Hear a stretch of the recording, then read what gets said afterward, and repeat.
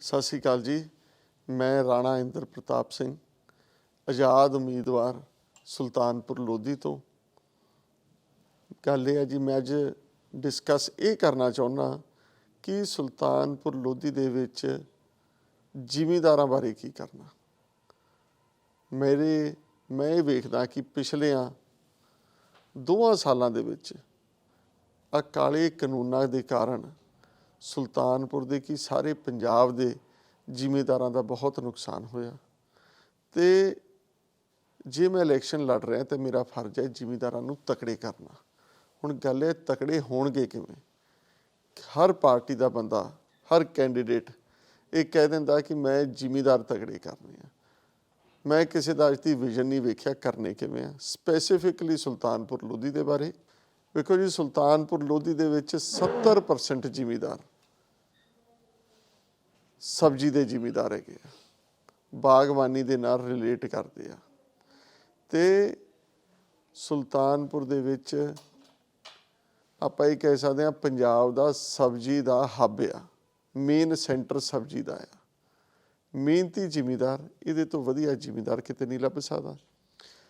ਗਾਜਰ ਦੀ ਖੇਤੀ, ਗੋਭੀ, ਮਟਰ, ਸ਼ਿਮਲਾ ਮਿਰਚ, ਆਪਾਂ ਇਹ ਕਹਿ ਸਕਦੇ ਸਾਰੀਆਂ ਸਬਜ਼ੀਆਂ ਦੀ ਖੇਤੀ ਇੱਥੇ ਹੁੰਦੀ ਆ। ਵੇਖੋ ਗੱਲ ਹੈ ਹੁਣ ਜ਼ਿਮੀਂਦਾਰ ਤਕੜਾ ਕਿਵੇਂ ਹੋਊਗਾ? ਜ਼ਿਮੀਂਦਾਰ ਤਕੜਾ ਤਾਂ ਹੋਊਗਾ ਕਿ ਸਾਨੂੰ ਇਹ ਸੋਚਣਾ ਪਊਗਾ ਕਿ ਉਹਦਾ ਆਮਦਨ ਕਿਵੇਂ ਵਧਾਉਣੀ ਆ। ਆਮਦਨ 3 ਤਰੀਕਿਆਂ ਨਾਲ ਵਧਣੀ ਆ। ਪਹਿਲੀ ਗੱਲ ਕਿ ਜ਼ਿਮੀਂਦਾਰ ਦਾ ਖਰਚਾ ਕਿਵੇਂ ਘਟਾਇਆ ਜਾਵੇ। ਦੂਜੀ ਗੱਲ ਫਸਲਾਂ ਦਾ ਝਾੜ ਕਿਵੇਂ ਵਧਾਇਆ ਜਾਵੇ। ਅਤੇ ਤੀਜੀ ਗੱਲ ਫਸਲਾਂ ਦੀ ਜਿਹੜਾ ਭਾਅ ਆ ਉਹ ਮੇਨਟੇਨ ਕਿਵੇਂ ਕੀਤਾ ਜਾਵੇ। ਅੱਜ ਆਪਾਂ ਵੇਖਦੇ ਹਾਂ ਪਹਿਲਾਂ ਭਾਅ ਵੱਧ ਜਾਂਦਾ, ਫਿਰ ਡਾਊਨ ਆ ਜਾਂਦਾ। ਜ਼ਿਮੀਂਦਾਰ ਨੂੰ ਇਹੀ ਕਲੈਰਿਟੀ ਨਹੀਂ ਹੁੰਦੀ ਵੀ ਮੇਰਾ ਭਾਅ ਕਿਵੇਂ ਵਧਣਾ। ਉਹਨੂੰ ਹੁਣ ਮੈਂ 3 ਚੀਜ਼ਾਂ 'ਚ ਡਿਟੇਲ 'ਚ ਗੱਲ ਕਰ ਦਿੰਦਾ ਕਿ ਗੱਲ ਇਹ ਆ ਕਿ ਵੀ ਖਰਚਾ ਕਿਵੇਂ ਘਟੂਗਾ। ਕੋਈ ਵੀ ਚੀਜ਼ ਖਰਚਾ ਘਟਾ ਲਈ ਆਮਦਨ ਵੱਧ ਜਾਂਦੀ ਆ। ਖਰਚਾ ਘਟੂਗਾ ਵੀ ਜਿਹੜੀ ਆਪਾਂ ਖਾਦ ਪਾਉਂਦੇ ਆ, ਇਹ ਜ਼ਰੂਰਤ ਸਟੱਡੀ ਕਰਨ ਦੀ ਹੈ ਕਿ ਸਾਡੀ ਜਿਹੜੀ ਵੀ ਫਸਲ ਬੀਜ ਰਹੇ, ਚਾਹੇ ਗੋਭੀ ਚਾਹੇ ਗਾਜਰ, ਉਹਨੂੰ ਐਕਚੁਅਲੀ ਕਿੰਨੀ ਖਾਦ ਚਾਹੀਦੀ ਆ, ਉਹ ਐਨਾਲਾਈਜ਼ ਕਰਨ ਦੀ ਲੋੜ ਹੈਗੀ ਆ। ਉਹ ਆਊ ਕਿੱਥੋਂ ਡਾਟਾ?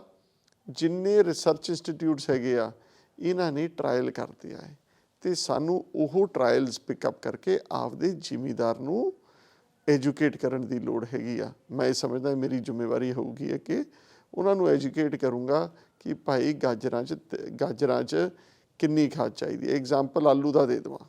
PIU ਨੇ ਸਟੱਡੀ ਕੀਤੀ ਆ ਵੀ ਆਪਾਂ 3 ਕੱਟੇ ਡਾਏ ਦੇ ਪਾਉਂਦੇ ਆ। ਉਹ ਕਹਿੰਦੇ ਜੀ 2 ਕੱਟੇ ਪਾਓ। ਉਹਨਾਂ ਦਾ ਕਹਿਣਾ ਤਾਂ 1.5 'ਤੇ ਆ, ਪਰ ਉਹ ਕਹਿੰਦੇ 2 'ਤੇ ਪਾਓ। ਹੌਲੀ ਹੌਲੀ 1.5 'ਤੇ ਲਿਆਓ, ਤੁਹਾਡੇ ਝਾੜ ਨੂੰ ਕੋਈ ਫਰਕ ਨਹੀਂ ਪਊਗਾ। ਜ਼ਿਮੀਂਦਾਰ ਅੱਜ ਪੰਜਾਬ ਦਾ ਸਿਰਫ ਸੋਚਦਾ ਕਿ ਖਾਦ ਵਧਾ ਦਿਆਂਗੇ ਅਤੇ ਝਾੜ ਵੱਧ ਜੂਗਾ। ਵੇਖੋ ਗੱਲ ਇਹ ਹੈ ਜੀ, ਜੇ ਆਪਾਂ ਝਾੜ ਦੀ ਗੱਲ ਕਰੀਏ, ਖਰਚਾ ਹੋਰ ਘਟੂਗਾ ਮਸ਼ੀਨੀਕਰਨ ਨਾਲ। ਖਰਚਾ ਕਿਵੇਂ ਘਟੂਗਾ? ਮੈਕਨਾਈਜੇਸ਼ਨ ਦੇ ਨਾਲ। ਮੈਂ ਪਹਿਲਾਂ ਦੱਸਿਆ ਖਾਦ ਦੀ ਵਰਤੋਂ ਜਿੰਨੀ ਜ਼ਰੂਰਤ ਹੈ ਉਨੀ ਪਾਉਣੀ ਆ। ਮੈਕਨਾਈਜੇਸ਼ਨ, ਤਰੀਕਾ ਬਿਜਾਈ ਦਾ ਹਰ ਫਸਲ ਦਾ। ਵੇਖੋ ਮੈਂ ਚੁਕੰਦਰ ਕਾਮਯਾਬ ਕੀਤੀ, ਉਹ ਕਿਵੇਂ ਹੋਈ? ਅਸੀਂ ਬਾਹਰ ਜਾ ਕੇ ਸਟੱਡੀ ਕੀਤਾ ਕਿ ਕਿਹੜੇ ਤਰੀਕੇ, ਕਿੰਨਾ ਡਿਸਟੈਂਸ ਹੋਣਾ ਚਾਹੀਦਾ ਬਿਜਾਈ ਵੇਲੇ, ਬੀ ਟੂ ਬੀ ਦਾ ਅਤੇ ਰੋ ਟੂ ਰੋ ਦਾ। ਦੋਵਾਂ ਦਾ ਫਰਕ, ਉਹਨਾਂ ਨਾਲ ਹਰ ਫਸਲ 'ਤੇ ਝਾੜ ਵੱਧਦਾ। ਕਈ ਵਾਰ ਆਪਾਂ ਮਹਿਸੂਸ ਕਰਦੇ ਹਾਂ ਸੀਡ ਵੱਧ ਪਾ ਦਿਆਂਗੇ ਤਾਂ ਝਾੜ ਵੱਧ ਜੂਗਾ। ਅਸਲੀਅਤ ਐ ਨਹੀਂ ਹੁੰਦੀ। ਸੀਡ ਸਹੀ ਮਾਤਰਾ ਹਰ ਚੀਜ਼ ਦੀ ਹੋਣੀ ਚਾਹੀਦੀ ਆ। ਇਹਦੇ ਤੋਂ ਬਾਅਦ ਆਪਾਂ ਆਈਏ ਕਿ ਖਰਚੇ ਤਾਂ ਘਟਣਗੇ। ਜੇ ਸੀਡ ਘਟਾ ਦਿਆਂਗੇ ਤਾਂ ਸਾਡੀ ਕੋਸਟ ਆਫ ਸੀਡ ਘਟ ਗਈ, ਆਮਦਨ ਕਿਤੇ ਨਾ ਕਿਤੇ ਫਰਕ ਪਿਆ। ਇਹਦੇ ਤੋਂ ਬਾਅਦ ਆਪਾਂ ਆਈਏ ਕਿ ਝਾੜ ਕਿੱਦਾਂ ਵਧੂਗਾ। ਵੇਖੋ ਗੱਲ ਇਹ ਆ, ਕਿਸੇ ਵੀ ਫਸਲ ਦਾ ਝਾੜ ਵਧਣ ਨੂੰ 16 ਤੱਤ ਜਿਹੜੇ ਮਾਈਕਰੋ ਨਿਊਟਰੀਐਂਟ ਹੈਗੇ ਆ, ਉਹਨਾਂ ਦਾ ਬੜਾ ਵੱਡਾ ਰੋਲ ਹੈਗਾ ਕਿ ਉਸ ਫਸਲ ਨੂੰ ਕਿਹੜੇ ਨਿਊਟਰੀਐਂਟ ਚਾਹੀਦੇ ਆ ਜਿਹੜੇ ਉਹਨੂੰ ਕਿਸ ਤਰੀਕੇ ਨਾਲ ਇਫੈਕਟ ਕਰਨ ਦੇ। ਵੇਖੋ ਮੈਂ ਤਾਂ ਇੱਕ ਅੱਜ ਦਾ ਐਗਜ਼ਾਮਪਲ ਦੇ ਦਿੰਦਾ ਆਪਣੇ ਬੰਦੇ ਦੇ ਸਰੀਰ ਦਾ। ਅੱਜ ਮੁੰਡੇ ਸਾਡੇ ਜਿੰਮ ਜਾਂਦੇ ਆ ਅਤੇ ਡੌਲੇ ਵਧਾਉਣ ਨੂੰ ਆਪਾਂ ਪ੍ਰੋਟੀਨ ਲੈਂਦੇ ਹਾਂ। ਮਸਲ ਫੈਟ ਇਨਕਰੀਜ਼ ਹੁੰਦੀ ਆ ਤੇ ਬੰਦੇ ਦਾ ਸਾਈਜ਼ ਵੱਧਦਾ। ਇੱਦਾਂ ਹੀ ਲੋੜ ਹੈਗੀ ਆ ਫਸਲ ਦਾ ਸਾਈਜ਼ ਕਿਸ ਚੀਜ਼ ਨਾਲ ਵਧੂਗਾ, ਕੱਲੀਆਂ ਖਾਦਾਂ ਨਾਲ ਨਹੀਂ, ਮਾਈਕਰੋ ਨਿਊਟ੍ਰੀਐਂਟ ਨਾਲ, ਜਿਹੜੇ ਜ਼ਰੂਰੀ ਤੱਤ ਹੈਗੇ ਆ ਜਿਹੜੇ ਉਹਦਾ ਫਾਈਬਰ ਵਧਾਉਣਗੇ। ਹਰ ਫਸਲ ਦਾ ਅਲੱਗਾ ਚੀਜ਼ ਹੈ। ਮੈਂ ਗੰਨੇ 'ਤੇ ਟਰਾਇਲ ਕੀਤਾ, ਪੋਟਾਸ਼ PAU ਕਹਿੰਦੇ ਸੀ ਨਹੀਂ ਪਾਉਣੀ, ਅਸੀਂ ਪੋਟਾਸ਼ ਪਾਈ ਅਤੇ ਗੰਨੇ ਦਾ ਡਾਇਆ ਵੱਧ ਗਿਆ। ਸਾਰੀਆਂ ਚੀਜ਼ਾਂ ਸਾਲ 2 ਸਾਲ ਦੇ ਟਰਾਇਲ ਦੇ ਵਿੱਚ ਹੋ ਜਾਣਗੀਆਂ। ਵੇਖੋ ਮੈਂ ਗੰਨਾ ਕਿਵੇਂ ਕਾਮਯਾਬ ਕੀਤਾ, ਰਾਣੇ ਨੇ ਤਾਂ ਨਹੀਂ ਟਰਾਇਲ ਕੀਤਾ, ਜਿਹੜੇ ਟਰਾਇਲ ਰਿਸਰਚ ਇੰਸਟੀਟਿਊਟਸ 'ਚ ਹੋਏ ਸੀ ਉਹ ਫੜ ਕੇ ਇੰਪਲੀਮੈਂਟ ਕਰਤੇ ਮੈਂ ਤਾਂ ਆਪਣੇ। ਅਤੇ ਉਹੀ ਜਿਹੜੇ ਟੌਪ ਦੇ ਵੈਜੀਟੇਬਲ ਐਕਸਲੈਂਸ ਸੈਂਟਰਸ, ਚਾਹੇ ਮੁਲਕ 'ਚ ਹੋਣ ਚਾਹੇ ਮੁਲਕ ਤੋਂ ਬਾਹਰ ਹੋਣ, ਉਹਨਾਂ ਦੇ ਜਿਹੜੇ ਟਰਾਇਲਸ ਹੋਏ ਆ, ਰਿਸਰਚ ਪੇਪਰ ਹੋਏ ਆ, ਰਿਸਰਚ ਹੋਈ ਆ, ਉਹ ਲਿਆ ਕੇ ਮੈਂ ਆਪਦੇ ਸੁਲਤਾਨਪੁਰ ਦੇ ਲੋਕਾਂ ਨੂੰ ਟਰਾਇਲ ਦਿਵਾਉਣੇ ਆ ਅਤੇ ਉਹਦੇ ਨਾਲ ਫਰਕ ਪੈਣਾ। ਇਹ ਕਰਦਾ ਮੈਂ ਜਦੋਂ ਸੋਚਦਾ ਸੀ ਅਤੇ ਮੈਂ ਗਾਜਰਾਂ ਦੇ ਚੱਕਰ ਦੇ ਵਿੱਚ ਪਹੁੰਚ ਗਿਆ ਸਵੀਡਨ। ਗਾਜਰਾਂ ਦਾ ਸਭ ਤੋਂ ਵੱਡਾ ਰਿਸਰਚ ਇੰਸਟੀਟਿਊਟ ਸਵੀਡਨ ਦੇ ਵਿੱਚ ਹੈ। ਅਤੇ ਮੈਂ ਉਸ ਬੰਦੇ ਨਾਲ ਕੰਟੈਕਟ ਕਰਕੇ ਉਹਨੂੰ ਇਹ ਪੁੱਛਿਆ ਕਿ ਮੇਰੇ ਦਿਮਾਗ ਦੇ ਵਿੱਚ ਇਹ ਗੱਲ ਆਈ ਕਿ ਗਾਜਰ ਫਿੱਕੀ ਵੀ ਹੈ ਅਤੇ ਗਾਜਰ ਮਿੱਠੀ ਵੀ ਹੈ। ਜੇ ਸੁਲਤਾਨਪੁਰ ਦੇ ਵਿੱਚ ਅਸੀਂ ਇਹ ਫੋਕਸ ਕਰੀਏ, ਟੀਚਾ ਰੱਖੀਏ ਕਿ ਸਾਡੇ ਸੁਲਤਾਨਪੁਰ ਦੇ ਵਿੱਚ ਸਿਰਫ ਅਤੇ ਸਿਰਫ ਮਿੱਠੀ ਗਾਜਰ ਹੋਵੇ ਅਤੇ ਜ਼ਿਮੀਂਦਾਰ ਦਾ ਭਾਅ ਵੱਧ ਜੂਗਾ। ਗੱਲ ਆਪਾਂ ਕਰ ਰਹੇ ਸੀ ਆਮਦਨ ਵਧਾਉਣ ਵਾਲੀ, ਜ਼ਿਮੀਂਦਾਰ ਦੀ ਆਮਦਨ ਵੱਧ ਜਾਊਗੀ। ਉਹਦੇ ਲਈ ਚਾਹੀਦਾ ਕੀ ਆ? ਗਾਜਰ ਦਾ ਭਾਰ ਵਧਾਉਣ ਨੂੰ ਚਾਹੀਦਾ ਰਾਈਟ ਬੈੱਡ ਸਾਈਜ਼। ਬੈੱਡ ਕਿੱਦਾਂ ਦਾ ਹੋਣਾ ਚਾਹੀਦਾ, ਬੈੱਡ ਦੀ ਸਟਰੈਂਥ ਕਿੱਦਾਂ ਦੀ ਹੋਣੀ ਚਾਹੀਦੀ ਆ। ਇਹਦੇ ਤੋਂ ਬਾਅਦ ਆਪਾਂ ਆ ਜਾਈਏ ਵੀ ਗਾਜਰ ਮਿੱਠੀ ਵੀ ਹੁੰਦੀ ਹੈ ਅਤੇ ਫਿੱਕੀ ਵੀ ਹੁੰਦੀ ਆ।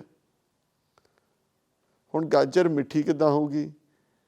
ਗਾਜਰ ਦੇ ਵਿੱਚ ਇੱਕ ਕੰਪੋਨੈਂਟ ਹੁੰਦਾ ਆ ਟਾਰਪੀਨ, ਅਤੇ ਇੱਕ ਕੰਪੋਨੈਂਟ ਹੁੰਦੇ ਆ ਫਾਈਨੋਲਸ, ਅਤੇ ਤੀਜਾ ਹੁੰਦਾ ਪੋਲੀਐਸੀਟਾਈਨਸ। ਇਹ ਤਿੰਨਾਂ ਚੀਜ਼ਾਂ ਗਾਜਰ ਦੀ ਮਿਠਾਸ ਵਧਾਉਂਦੀਆਂ। ਅਤੇ ਗੱਲ ਕਰਨ ਵਾਲੀ ਇਹ ਆ ਕਿ ਵੀ ਸਾਡੇ ਸੋਇਲ ਦੇ ਬਣਤਰ ਦੇ ਵਿੱਚ ਇਹਨਾਂ ਤਿੰਨਾਂ ਚੀਜ਼ਾਂ ਦੀ ਮਾਤਰਾ ਕਿੱਦਾਂ ਦੀ ਹੈਗੀ ਆ। ਉਹ ਤੱਤ ਹੈਗੇ ਆ ਜਿਹੜੇ 3 ਚੀਜ਼ਾਂ ਵਧਾਉਂਦੇ ਆ ਗਾਜਰ 'ਚ। ਜੇ ਤਾਂ ਉਹ ਤੱਤ ਹੈਗੇ ਆ ਤਾਂ ਵਧੀਆ, ਨਹੀਂ ਤਾਂ ਜਿੰਨੀ ਉਹਨਾਂ ਤੱਤਾਂ ਦੀ ਕਮੀ ਪੇਸ਼ੀ ਹੋਏਗੀ ਉਹ ਅਸੀਂ ਐਡ ਕਰਕੇ ਇਹ ਇਨਸ਼ੋਰ ਕਰੂੰਗਾ ਕਿ ਸੁਲਤਾਨਪੁਰ ਦੇ ਵਿੱਚ ਮਿੱਠੀ ਗਾਜਰ ਹੋਵੇ। ਜੇ ਗਾਜਰ ਮਿੱਠੀ ਹੋਊਗੀ ਸੁਲਤਾਨਪੁਰ ਦੀ ਅਤੇ ਆਟੋਮੈਟਿਕਲੀ ਸਾਰੀ ਜਗ੍ਹਾ ਭਾਅ ਵੱਧ ਜਾਊਗਾ।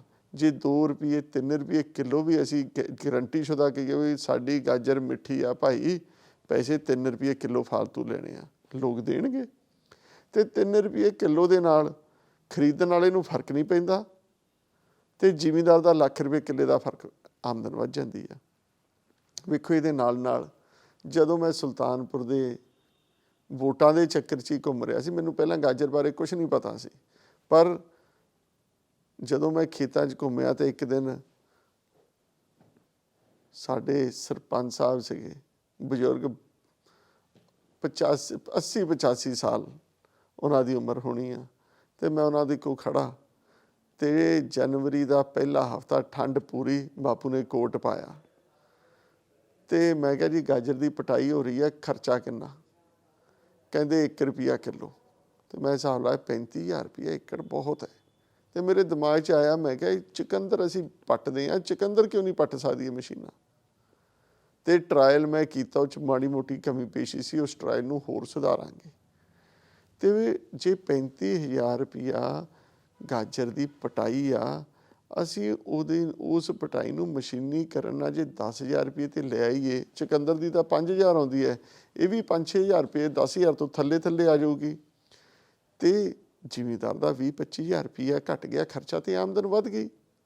ਸੋ ਇੱਕ ਚੀਜ਼ ਮੈਂ ਹੁਣ ਮਨ 'ਚ ਧਾਰ ਲਈ ਆ ਜੀ ਕਿ ਅਗਲੀ ਗਾਜਰ ਦੀ ਬਟਾਈ ਸੁਲਤਾਨਪੁਰ ਦੇ ਵਿੱਚ ਪਹਿਲੀ ਮਸ਼ੀਨ ਲੈ ਕੇ ਆਊਂਗਾ ਮੁਲਕ ਦੇ ਵਿੱਚ, ਇਹ ਲਿਆਉਣੀ ਬਾਹਰੋਂ ਪੈਣੀ ਆ, ਜਿੱਥੇ ਵੀ ਹੋਈ ਪਹਿਲੀ ਮਸ਼ੀਨ ਲਿਆਊਂਗਾ ਕਿ ਮਕੈਨਿਕਲੀ ਗਾਜਰ ਪੱਟੀ ਜਾਵੇ, ਸੁਲਤਾਨਪੁਰ ਦੇ ਲੋਕਾਂ ਨੂੰ ਪੱਟ ਕੇ ਵਿਖਾਉਣੀ ਆ। ਉਸ ਤੋਂ ਬਾਅਦ ਤਾਂ ਇਹਨਾਂ ਦਾ IQ ਮੇਰੇ ਇਲਾਕੇ ਦੇ ਬੰਦਿਆਂ ਦਾ ਇੰਨਾ, ਤੇ ਮਿਹਨਤੀ ਇੰਨੇ, ਇਹਨਾਂ ਨੇ ਆਪ ਹੀ ਕੰਮ ਖਿੱਚ ਦੇਣਾ। ਵੇਖੋ ਇੱਕ ਗੱਲ ਹੋਰ ਹੈ, ਮੈਂ ਇਹ ਸੋਚਦਾ ਕਿ ਮੰਡੀਕਰਨ ਤੀਜੀ ਚੀਜ਼ ਹੈ, ਭਾਅ ਕਿਵੇਂ ਵਧਣਗੇ। ਭਾਅ ਵੱਧ ਜਾਂਦੇ ਆ, ਘਟ ਜਾਂਦੇ ਆ। ਉਹ ਇਸ ਕਰਕੇ ਘਟਦੇ ਆ ਤੇ ਵੱਧਦੇ ਆ ਕਿਉਂਕਿ ਸੁਲਤਾਨਪੁਰ ਦੇ ਜ਼ਿਮੀਂਦਾਰਾਂ ਜਾਂ ਤੇ ਕਪੂਰਥਲੇ ਮੰਡੀ 'ਚ ਆਉਂਦੇ ਆਪਾਂ, ਤੇ ਜਾਂ ਆਪਾਂ ਜਲੰਧਰ ਮੰਡੀ 'ਤੇ ਪਹੁੰਚੇ, ਸਾਡੀ ਇਹਦੇ ਤੋਂ ਉੱਤੇ ਨਹੀਂ ਹੈਗੀ। ਪਹਿਲੀ ਗੱਲ ਤੇ ਸੁਲਤਾਨਪੁਰ ਦੇ ਵਿੱਚ ਸਬਜ਼ੀ ਦੀ ਮੰਡੀ ਬਣਾਉਣੀ ਹੈ। ਮੰਡੀ ਬਣੀ ਹੋ ਆ, ਮੈਂ ਅੱਜ ਵੇਖੋ ਗੱਲ ਇਹ ਆ, ਜੇ ਕਿਸੇ ਹੋਰ ਬੰਦੇ ਨੂੰ ਪੁੱਛੋਗੇ ਨਾ, ਉਹ ਕਹੇਗਾ ਮੰਡੀ ਬਣਾਉਣੀ ਆ, ਪੁੱਛ ਕੇ ਵੇਖ ਲਿਓ।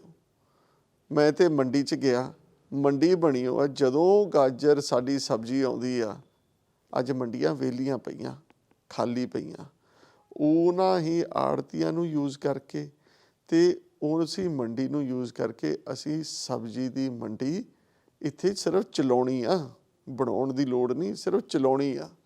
ਸੋ ਇੱਕ ਤੇ ਸਬਜ਼ੀ ਦੀ ਮੰਡੀ ਚਲਾਉਣੀ ਇੱਥੇ, ਤੇ ਮੈਂ ਚਾਹੁੰਦਾ ਕਿ ਜ਼ਿਮੀਂਦਾਰ ਦਾ ਝਾੜ ਵੀ ਵਧੇ ਤੇ ਆਮਦਨ ਵੀ ਵਧੇ।